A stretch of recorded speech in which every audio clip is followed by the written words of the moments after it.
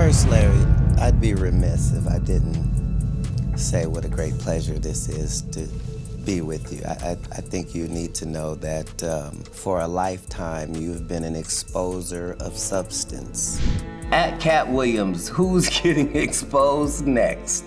Hashtag Katt has the answers. You are definitely one of the most controversial comedians in the game. Thank you. What is, like, the craziest Is he thing more controversial than Richard Pryor? for No. this time he is, for this era? Okay, talk to me. I'm literally shaking as I tell you this. Katt claims he's being targeted by HOV, and get this, the situation is so serious that he's sleeping in a bulletproof vest. Yes, you heard that right. He's even thinking about leaving the country. This story has me clutching my pearls, and trust me, by the time I'm done spilling all this tea, you'll be questioning everything you thought you knew about these industry giants. So here's the piping hot tea that's got everyone's tongues wagging. It all started with this explosive lawsuit that's been making headlines. Tony Busby, this bold attorney, has filed a lawsuit that's got both Diddy and Jay-Z named as defendants. And honey, the allegations are absolutely stomach-turning. A Jane Doe has come forward claiming both men allegedly assaulted her when she was just 15 years old. I know, it's absolutely horrifying. And Katt? Well, he's not holding back one bit about his thoughts on this whole mess. Jay-Z, one of the most famous and successful rappers in the music world today, is now accused of brutally a 15-year-old girl at a Diddy party decades ago. This is an accusation he adamantly. Now, let me spill some more tea about this lawsuit because it gets even juicier. According to the documents, this alleged incident happened at the 2000 VMAs. But wait, there's more. Ever since Diddy's indictment dropped, people have been whispering that Jay-Z might have been more involved in Diddy's notorious circle than we thought. Some are even suggesting he could be caught up in those RICO charges against Puff. And darling, it looks like Katt was onto something when he said everything would eventually come to light. These big shots, they're apparently doing everything they can to keep him quiet. This morning, rap mogul Jay-Z is denying allegations he assaulted a 13-year-old girl alongside rapper Sean Diddy Combs. That civil lawsuit filed against Combs in October was amended Sunday to include Jay-Z. The accuser, identified only as... Okay, we need to talk about that interview. You know exactly which one I'm talking about. That explosive sit-down Katt had with Shannon Sharpe earlier this year. Chile, that interview set Hollywood on fire. Katt just laid it all out there, exposing all the shady business happening behind those glamorous Hollywood curtains. He basically predicted Diddy's downfall. And let's be real, Katt has been trying to warn us about Diddy's questionable behavior for years, but nobody wanted to listen. Well, look who's talking now. 30 years, I've done nothing but collect information, knowledge, and your secrets. So if you and a man was in a corner doing something you wasn't supposed to be doing, you will tell it. No, somebody come to tell. And darlings, the bombshells just keep dropping. Katt made this jaw-dropping prediction that 2024 would be the year when all the industry's big players would face some serious heat. He straight up declared that all the lies would come tumbling down. And let me tell you, that statement had Hollywood's elite clutching their designer pearls. But here's the really juicy part. Katt revealed he knows things he shouldn't even know about. And honey, the moguls are well aware of it. Now Jay-Z's caught up in these massive legal troubles connected to Diddy. And if you ask me, that's no coincidence. Katt was definitely onto something major, and now Jay-Z and all the other big names are feeling some type of way about it. The question on everyone's lips is, just how far will HOV go to keep his reputation squeaky clean? All of these deviants is all catching hell in 2024. It's up for all of them. It don't matter if you Diddy or whoever you is, TG Jakes, any of them. All lies will be exposed. That's all. I know so many things I shouldn't know, and they all know it. They all know it. Why? Because you don't make me the villain. Not the guy that raises black children and ain't never done a hard in his life and don't have no stories of doing nobody. Now, this case is spreading through Hollywood like wildfire, with absolutely everyone throwing in their 2 cents about what they think really went down. Some people are whispering that Tony Busby might have bitten off more than he can chew, because, darling, this Jane Doe story, it's starting to show more holes than a piece of Swiss cheese, with new inconsistencies popping up literally every single day.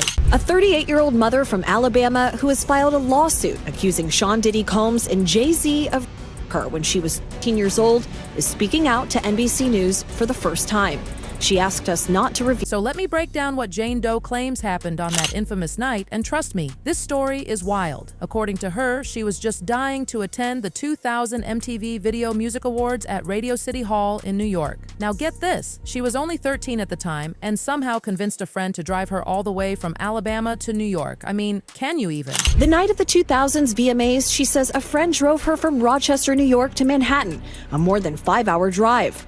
Her attorney provided NBC News with the name of the friend who has since died. The woman says she spoke to Combs's limo driver, who offered her a ride to an after. But wait, because this story gets even more bizarre. Since she didn't have a ticket to the VMAs, I mean, of course she didn't. She says she just hung around outside watching the show on a jumbotron like some regular fan. But here's where things take a turn. After the show, she supposedly wandered into this area where all the limo drivers were hanging out. And who does she meet? Diddy's limo driver. According to her, this driver tells her to stick around, promising to come back after dropping off Diddy and his entourage. I mean, seriously? Stumbled upon Diddys Driver, who told me that I was exactly what Diddy was looking for.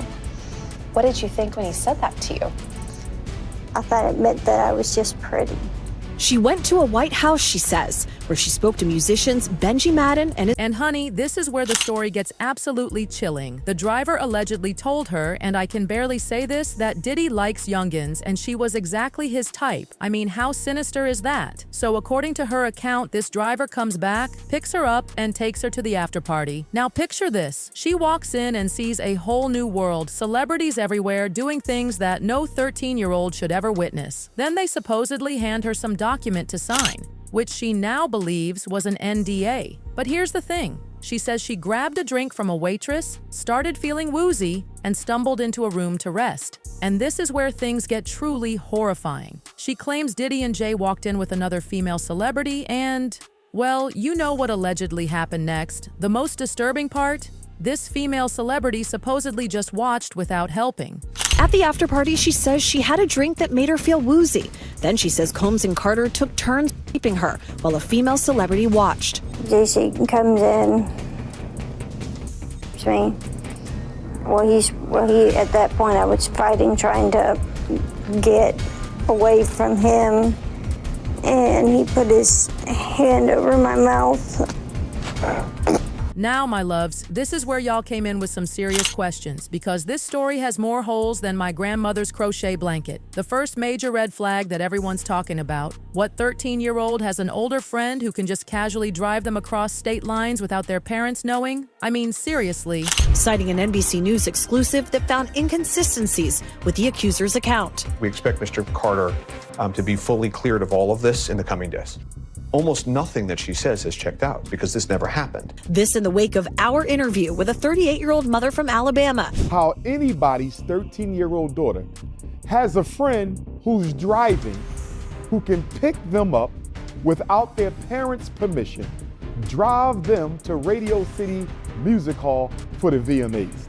That's And the messiness just keeps piling up. People are raising eyebrows about this whole NDA situation because, hello, a minor can't legally sign an NDA. But wait, it gets even more complicated. The absolute bombshell? The father's story. He straight up says he has no memory of picking up his daughter at any gas station, and he doesn't recall her ever mentioning any of this. This revelation has sent shockwaves through Hollywood, and honey, it could be the earthquake that brings this whole case crumbling down. He didn't ask me what I did or where I was. In an interview with NBC News, her father said he could not verify the claims. Quote, "I felt like I would remember that, and I don't. I have a lot going on, but I mean, that's something that would definitely stick in my mind," he said. she says they give her art what she believes at that time to have been a non-disclosure agreement. So another red flag goes up for me, because I'm saying to myself, if you're only 15 years old, how can they give you an... And the plot just keeps getting thicker, darlings. Jane Doe herself has admitted, yes, admitted, that there are some inconsistencies in her original story. She confessed to not having all her facts straight about key witnesses, which is basically throwing her whole case into a tailspin. But here's the real kicker. Apparently, there's actual photographic evidence showing that Puff and HOV were at completely different locations on the night of the alleged incident. I mean, this case is falling apart faster than a cheap designer knockoff. The question on everyone's lips right now is, who's actually telling the truth in this whole mess? The woman accusing Jay-Z of sexually assaulting her more than 20 years ago when she was 15 is speaking out, and she admits there are inconsistencies in her story. Jay-Z has come out swinging as well. Here's Allison Hall. Is the sexual case against rap mogul Jay-Z falling apart? Jay-Z's attorney actually showed photos of Jay-Z that night at an after party, but it was in New York City. So he says if you look at the timeline, it's not possible that Jay-Z was in the suburbs at this alleged after party because he was photographed being somewhere. Now Katt Williams? Oh honey, he did not hold back. He took to Instagram with this super cryptic post demanding justice for Jane Doe and suggesting the father should be locked up. But get this, he deleted the post faster than a celebrity marriage. The tea here is that Katt seems to be hinting at some kind of cover-up, especially after Jane Doe's father claimed he couldn't remember picking her up from that gas station. Something's not adding up, and people are starting to whisper that maybe, just maybe, Daddy Dearest might have taken a little something to keep quiet about the whole situation. Justice for Jane Doe, send the father in jail.